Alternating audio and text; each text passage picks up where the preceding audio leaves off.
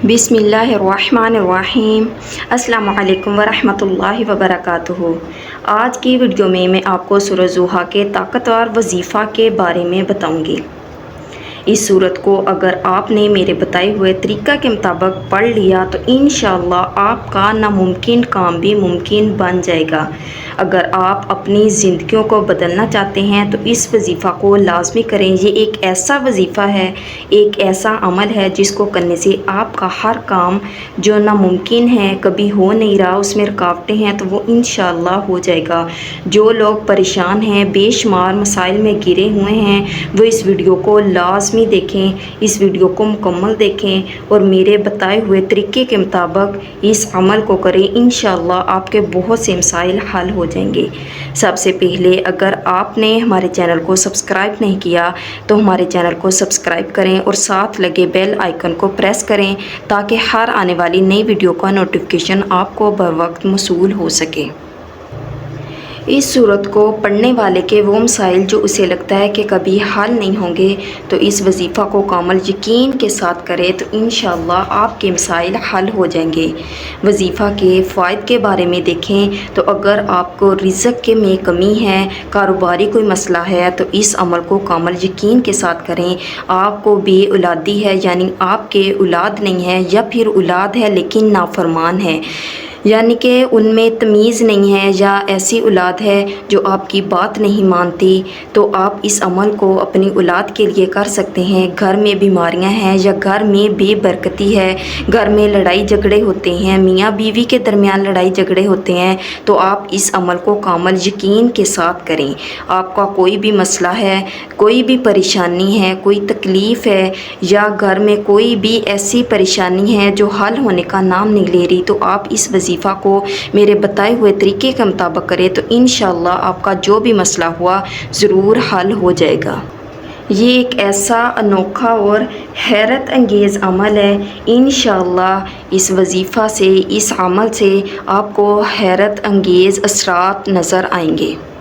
सबसे पहले इस सूरत के मायने को जान लें कि किस तरह अल्लाह ताला ने इस सूरत के ज़रिए आप सल्लल्लाहु अलैहि वसल्लम को तसल्ली दी है। जब आप सल्लल्लाहु अलैहि वसल्लम पर 40 दिन के लिए वही का सिलसिला मुनक़ता हो गया था, तो अल्लाह ताला ने ये सूरत नाज़िल की और आप सल्लल्लाहु अलैहि वसल्लम को तसल्ली दी।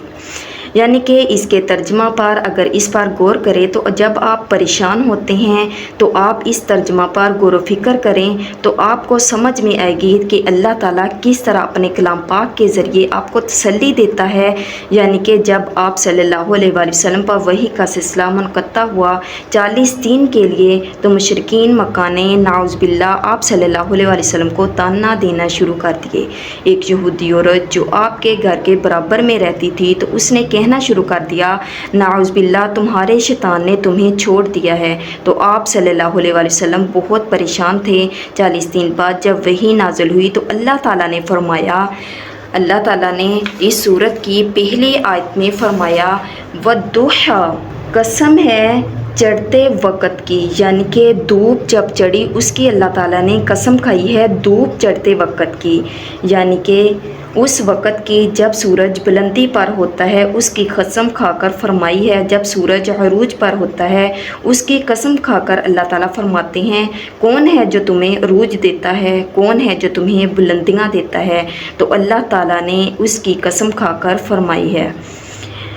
दूसरी आयत इसकी है, वल्लैली इज़ा सजा, रात की कसम जब वो छा जाती है। कभी इंसान बुलंदी पर होता है और कभी वो पस्ती पर चला जाता है, यानी कभी इंसान को अरूज हासिल होता है, कभी वो पस्ती पर चला जाता है। तो अल्लाह ताला ने दोनों वक़्त की कसम खाकर इंसान को तसल्ली दी है, क्योंकि इंसान की ज़िंदगी में कुछ मामलात ऐसे होते हैं कि उसकी ज़िंदगी अंधेरी की मानत बन जाती है, यानी कि उसे हर तरफ अंधेरा नज़र आता है, उसे कुछ समझ नहीं आती। तो अल्लाह ताला ने उस वक़्त की भी कसम खाई है।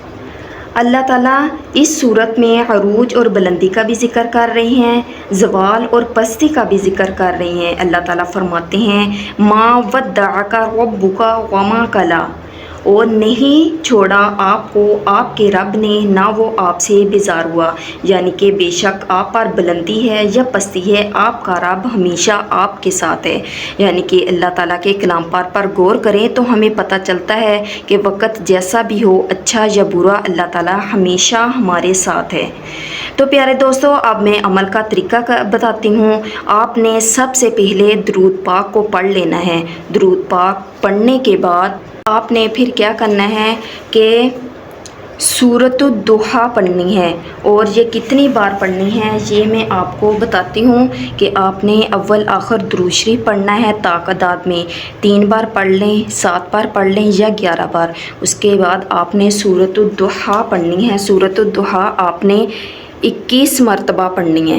سورۃ الضحیٰ آپ نے 21 مرتبہ پڑھنی ہے۔ پڑھنے کے بعد پھر آپ نے 2 نوافل صلاۃ التوبہ کے پڑھنے ہیں، اور یہ عمل آپ نے عشاء کے بعد کرنا ہے۔ عشاء کی نماز پڑھنے کے بعد 2 رکعت صلاۃ التوبہ کے پڑھنے ہیں۔ اس میں آپ نے پڑھنے کے بعد اللہ تعالیٰ سے اپنے غلطیوں، گناہوں کی، خطاؤں کی معافی مانگنی ہے۔ سچے دل کے ساتھ آپ نے یہ عمل کرنا ہے، اور اس کے بعد آپ کی جو بھی حاجات ہے، جو بھی پریشانی ہے، اللہ تعالیٰ کے سامنے رکھنی ہے، اس بابرکت ذات کے سامنے رکھنی ہے، تو اللہ تعالیٰ انشاءاللہ آپ کی تمام مسائل کو حل فرمائے گا۔ آپ نے یہ عمل کامل یقین کے ساتھ کرنا ہے۔ اللہ تعالیٰ سے دعا ہے کہ اللہ تعالیٰ پیارے حبیب حضرت محمد صلی اللہ علیہ وآلہ وسلم کے صدقے ہمارے تمام مسائل کو حل فرمائے۔ آمین۔ اللہ حافظ۔